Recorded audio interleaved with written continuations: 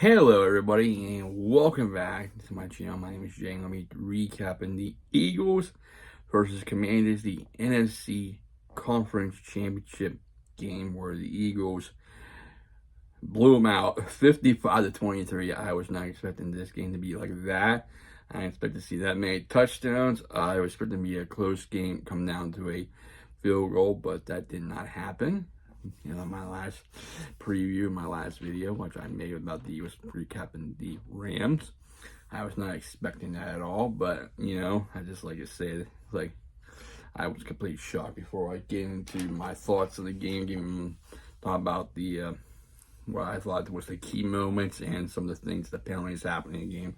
I would like to say thank you to my cousin Roy Countryman and my buddy named Robert Robertson, for giving me my shirt I won.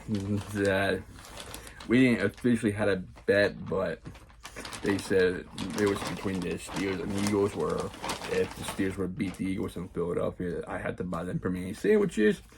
Not they said about a hat, but since I won, I said I'd change up to a new shirt, new Eagle shirt.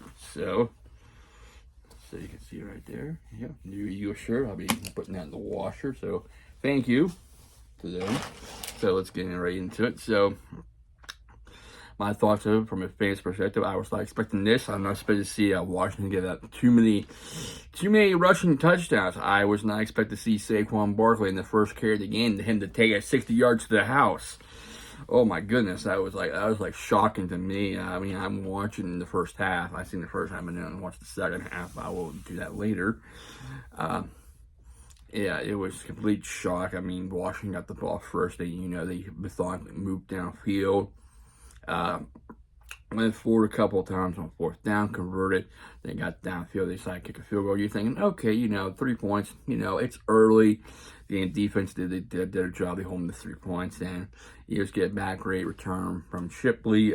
Take it back to the 40. Next thing you know, Saquon just takes the fake jet sweep pitch to him, and he just takes off, make a couple misses, spins, and he's gone. I was like, oh my God, like, what a way to start. I mean, he's a game changer. I mean, in my opinion, he should be the league MVP, but it's going to be good to a quarterback. So even Josh Allen or Jackson about the Baltimore Ravens, Lamar Jackson. So, or Joe Burrow, probably, so who knows, but yeah, that he was a game changer. The key moments for me was the turnovers the Eagles forced. The Eagles did not give up the ball or throw any interceptions. That's another key moment. But the turnovers by Washington Commanders put them in the hole early. When you get points on a turn, that's big in this game. The Eagles are number one, like forcing fumbles. It's been a long time since they did that. And this defense was like legit. I mean, like I said, this defense is good. Only giving up not many points. Only 8 points in the second half. That's like good.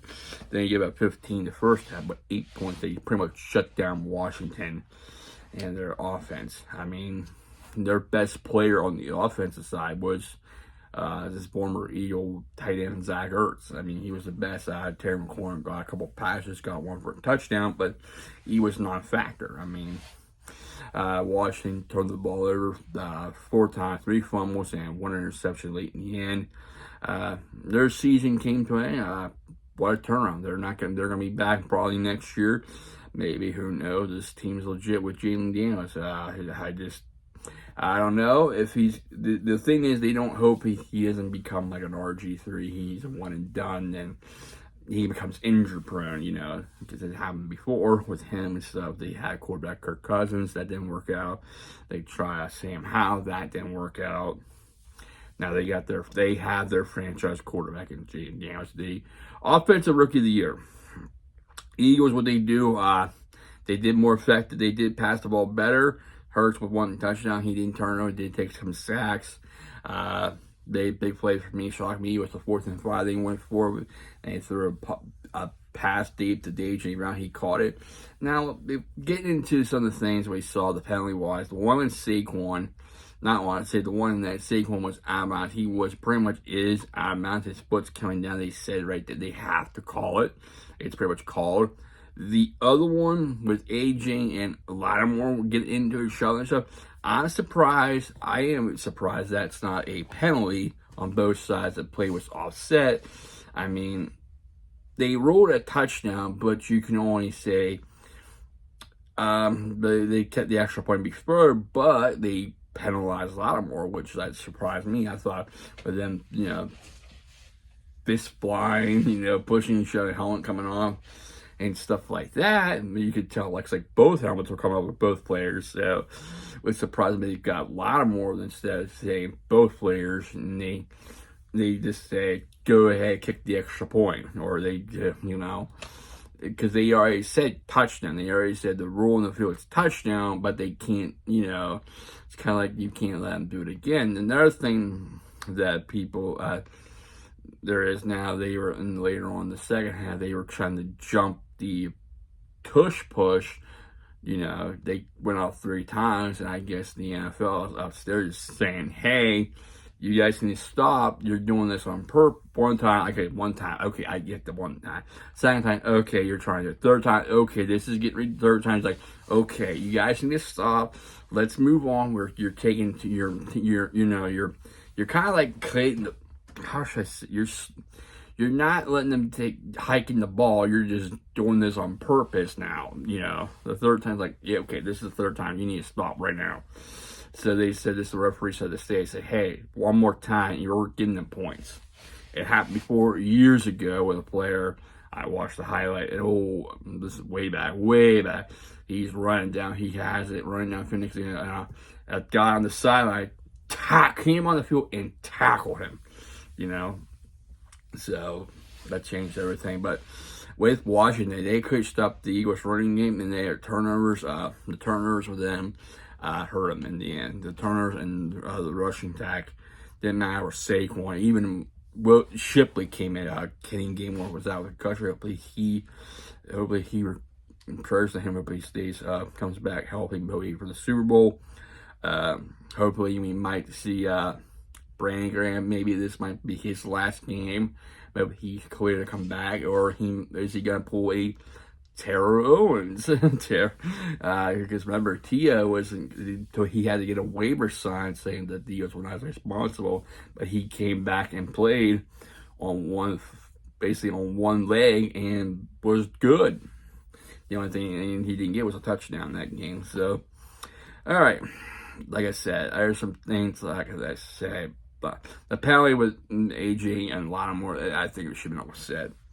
There's some other things that happened too, so I didn't see all of it, but Okay, let's talk stats here. Washington, Jalen Daniels, 29 for 48, 255, 1 touchdown, 1 interception, Way with 1 pass.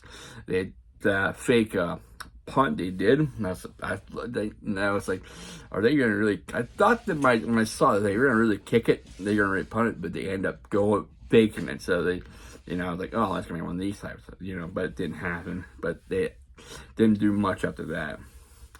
Jalen Hurts, 20 for 28, 246, 1 touchdown, and 3 rushing touchdowns. I'm going to say Jaden has 6 carries, 48 yards, touchdown. It's pretty significant. The running game was contained much. Robinson only had a catch for 36 yards. Eckler caught run for 8 for 15. Eagles did a wonderful job containing the running game. The only thing the factor was Jaden Daniels. He ran for scramble and got away after the last touchdown for Washington. Saquon Barkley, MVP for the season, in my opinion. 15 carries, 118 yards, 3 touchdowns, first 2 touchdowns in the half.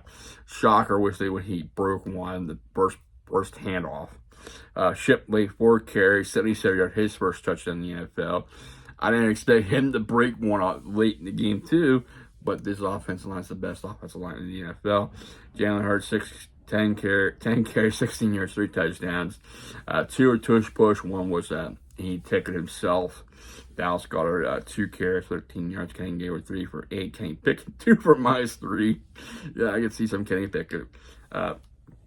Zach Ertz, 11 catches, 104 yards and a touchdown. Terry McLaurin, 3 catches, 51 yards, touchdown. The Eagles did a great job at containing him. Brown, 3 catches, 42 yards. He did have a fumble. Zacchaeus, 4 catches, 26 yards. 1 catch for 23. Ecker caught 5 for 17. Dates caught 2 for 11. Crowder caught 1 for 4. A.J. Brown, better game for him. 6 catches, 96 yards, touchdowns. Dallas Goedert, 7 catches, 85 yards. Devontae Smith, 4 for 45. Kenny Gainwell, 2 for 16. And Saquon Barkley caught 1 pass for 4 yards. All right, so let me go back up here. Go to, let me see. Give me 1 second. Okay, the team net yardage, Eagles have 459 yards. Offense only had 5 penalties. Could have been different. 30 yards, 30 minutes, and 31 seconds. Washington had 350 yards to offense, 9 penalties, 47 yards, 29 minutes, and 29 seconds. Yeah, the total. Going to the scoring summary here real quick, and I'll give you my preview. And tell you about my player of the game and my preview for Super Bowl 59. Start out with a 34-yard field goal from Gonzalez. It's 3-0. Eagles made a good return. 1 play, touchdown. Saquon Barkley, 60 yards, made it 7-3. Eagles get it back, 14-3. Saquon Barkley, 4-yard run. Made it 14-3. Going in the second quarter, Gonzalez hit another field goal. Made it 46 yards, 14-6. Terry McLaurin caught pass with 36 yards from Jalen Daniels. They tried for 2, didn't work, and now 14-12. Jalen Hurts with a 1-yard touchdown run. 2 points failed after the scuffle. Went to A.J. Brown and Lattimore. They were given the chance to go for 2, but they shut them down the tush push. Brown caught a 4-yard pass from Hurts after the turnover, made it 27-12. Gonzalez late in the second quarter hit a 42-yard field goal, made it 27-15 at the half. The Eagles with momentum to get it back. They had some, punt. Jalen Hurts with a 9-yard run, made it 34-15. And Jalen Daniels with a 10-yard run, made it 34-23. Started getting the feeling they're coming back. Jalen Hurts with another 1-yard run, tush push, 41-23.